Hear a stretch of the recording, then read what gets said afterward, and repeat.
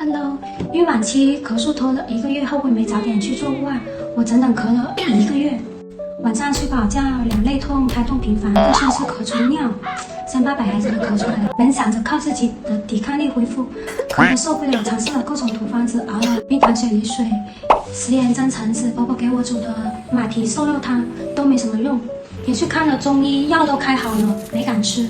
后来有个朋友说做雾化很管用，我就去医院让医生帮我开了6天雾化，每天做2次，真的好了很多。现在晚上也不咳了，也能安心的睡个好觉，只是白天偶尔会咳，喉咙痰很多。我现在声音都是有点哑的，因为咳太久了，咳了整整1个月。但是相对之前好太多了。我是去寿康做，在离寿康比较近，走路只需要10分钟就到，很方便，也不用担心影响宝宝。现在小孩咳嗽都可以做雾化，还是比较放心的。咳嗽的姐妹赶紧试试看，不要学我拖这么久，咳久了自己受罪，也影响宝宝。最后祝孕妈们都可以远离病痛，顺利生产，加油！